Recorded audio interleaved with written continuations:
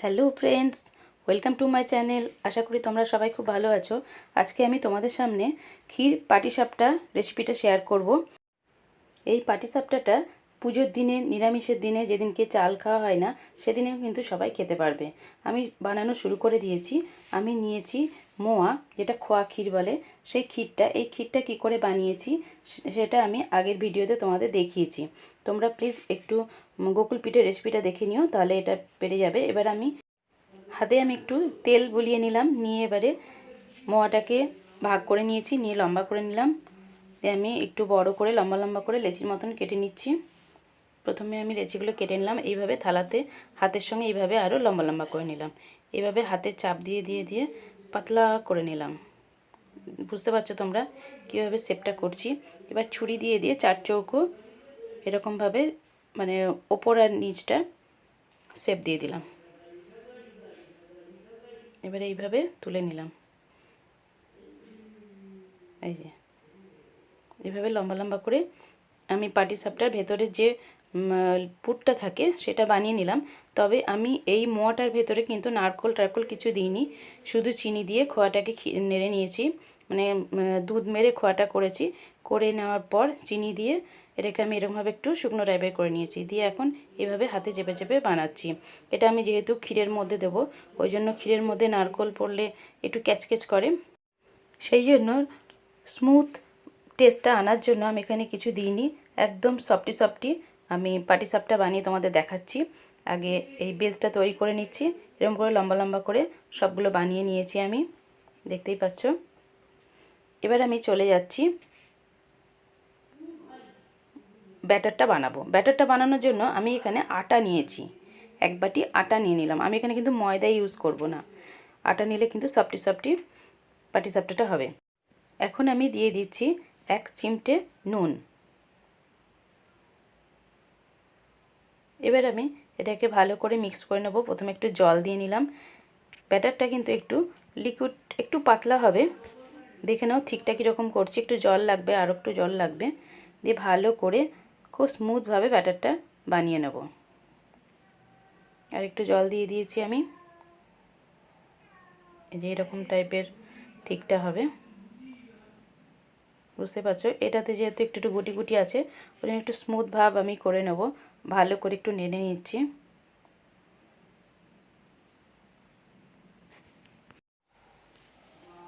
ভালো করে চামচে করে নেড়ে আমি এটা স্মুথ করে নিয়েছি।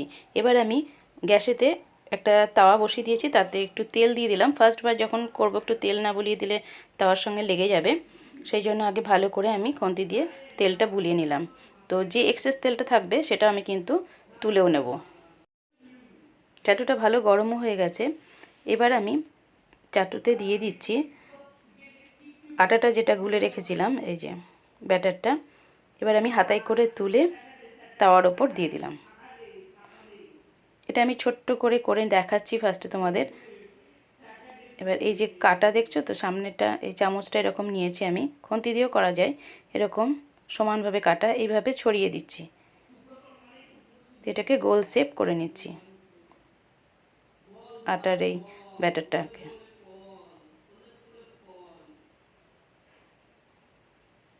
এইভাবে গোল শেপ করে নিলাম। এবারে এই পিঠটা একটু হতে দিতে হবে, একটু ভাজা ভাজা হয়ে যাবে, তখন আমি আবার খুন্তির চারিপাশ দিয়ে একটু আলগা করে নিচ্ছি, নিয়ে এবারে উল্টে দেবো। হয়ে গেছে। এবারে আমি এটাকে উল্টো দিকটা ভাজার জন্য উল্টে দিচ্ছি।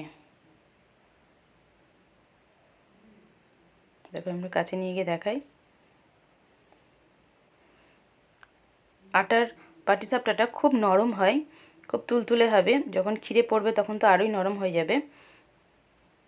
এবারে আমি দিয়ে দিলাম একটা যে খোয়া ক্ষীর দিয়ে বানিয়ে রেখেছিলাম লম্বা করে, সেটা আমি দিয়ে এভাবে উল্টে দিচ্ছি। পুরো ওই মোয়াটাকে জড়িয়ে দিলাম এইভাবে দিয়ে একটু চেপে চেপে দিতে হবে। দুটো কোণা একটু চেপে দিলে পরে মুখগুলো বন্ধ হয়ে যাবে, লক হয়ে যাবে আর কি।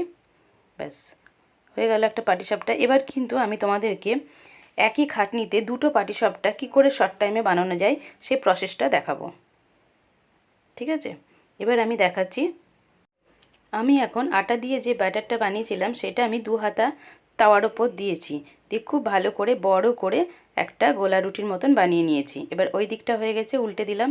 দেখো খুব সুন্দর ওই বাবলস টাইপের হয়েছে।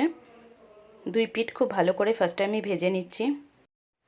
এই সাইডটা ভাজতে একটু টাইম লাগবে, ততক্ষণে আমি আর একদিকে আমি দুধ জাল দিতে শুরু করে দিয়েছি এবং দুধটা কিন্তু ফুটে ফুটে ঘন ক্ষীরের মতন হয়ে গেছে।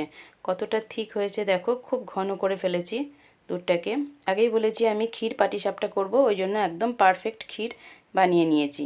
এই ক্ষীরটা শুধু জাল দিয়ে দিয়ে ঘন করেছি। এবার আমি এর ভেতরে দিয়ে দিচ্ছি বেশ কিছুটা পরিমাণের চিনি। যে যেরকম মিষ্টি খাবে সে সেরকম চিনি এতে দিয়ে দিতে হবে। আমি বেশ কিছুটা চিনি দিয়ে দিলাম। এবার চিনিটাকে আমি গলিয়ে নিচ্ছি। খুব ভালো করে নেড়ে দিতে হবে। অনেকক্ষণ ধরে ফুটিয়ে ফুটিয়ে ফুটিয়ে আমি ক্ষীরটাকে বানিয়েছি। খুব ভালো করে আমি নেড়ে দিলাম দুধটা। এবার এই দিকে চলে আসলাম, এটা পুরো ভাজা হয়ে গেছে। এবার আমি উল্টে নিচ্ছি। উল্টে নিয়ে এবার যে প্রসেসটা করছি তোমরা খুব ভালো করে মন দিয়ে দেখো। আমি এখন পাটিসাপটার এই গোলা রুটিটাকে হাফ করে সুন্দর করে কেটে নিচ্ছি খুন্তি দিয়ে, এইভাবে। এটা কাটা হয়ে গেছে। এবার আমি যে পাটিসাপটার পুরগুলো করে রেখেছিলাম ক্ষীর দিয়ে, সেইগুলো দুই সাইডে দুটো দিয়ে দিচ্ছি। তাহলে আমার একসঙ্গে দুটো পাটিসাপটা তৈরি হয়ে যাচ্ছে খুব কম সময়ে। এখন আমি কি করব না, এখন আমি এটাকে জড়িয়ে দেব এইভাবে। একটু হাত দিয়ে আমি করছি, তোমরা না পারলে আর একটা খুন্তি কিংবা আর একটা কিছু নিয়ে নেবে, তার সাহায্যে জড়িয়ে নেবে। এইভাবে জড়িয়ে নিলাম। এদিকেও আমি সেমভাবে একটু চেপে দিলাম এটাকে, তাহলে একদম সেট হয়ে গেল জিনিসটা। এইবারে আমি এটাকেও এইভাবে মুড়ে নিচ্ছি। একদম সেম সেম মাপের কিন্তু হয়েছে, খুব সুন্দর। এইভাবে কিন্তু খুব শর্ট টাইমে পাটিসাপটাগুলো বানানো যায়। আর এটা কিন্তু খুব সফটই হয়েছে খেতে, আর দুটোই খুব ভালো লাগবে। এইভাবে হাত দিয়ে একটু ধরে আমি উল্টে দিই। একদম শুধুও খাওয়া যাবে, ক্রিস্পিও হয়েছে জিনিসটা খেতে। এইভাবে দিয়ে কোনাগুলো একটু খুন্তি দিয়ে দিয়ে বসিয়ে দিতে হবে। চেপে চেপে দিয়ে ধরে দিলাম। একদম আর কাটাকুটি কিছু করতে হলো না, একবারে আমার শর্ট টাইমের মধ্যে দুটো পাটিসাপটা একদম রেডি হয়ে গেল। খুব সুন্দরভাবে পাটিসাপটাগুলো আমি তৈরি করে ফেলেছি। এবারে আমি ক্ষীর করেছিলাম যে বাটিটায়, এইদিকে চলে যাচ্ছি। এই দেখো হাতা দিয়ে নেড়ে দিলাম, চিনিটাও কিন্তু এই সময়ের মধ্যে গলেও গেছে। এবার আমি এই পাটিসাপটা দুটো ক্ষীরের ভেতরে আমি পাটিসাপটা দুটো দিয়ে দেবো। এবারে তুলে একটা একটা করে দিয়ে দিচ্ছি। এই যে এবার আমি হাতা দিয়ে এগুলোকে খুব ভালো করে নেড়ে, বেশিক্ষণ আমি উনানে রাখবো না, 1 মিনিট মতন এটা একটু গরম করে নিলেই হবে। একদম নরম হয়ে যাবে, তুলতুলে হয়ে যাবে। আমার সমস্ত পাটিসাপটাগুলো ভেজে নেওয়া হয়ে গেছে। খুব শর্ট টাইমের মধ্যে কিন্তু আমি দুটো দুটো করে পাটিসাপটা ভেজে তোমাদের সামনে দেখালাম। এবার আমি দুধের ক্ষীরে ফেলেও কিন্তু পাটিসাপটাগুলো কমপ্লিট করে ফেলেছি। আমার এই রকম প্রসেসে তোমরাও যদি করো তাহলে তোমরাও কিন্তু খুব কম সময়ের মধ্যে অনেকগুলো পাটিসাপটা তাড়াতাড়ি বাড়িতে বানিয়ে ফেলতে পারবে। তাহলে কিন্তু সময়টাও বেঁচে যাবে, আর সেই সময়তে অন্য কাজও কিন্তু করা যাবে।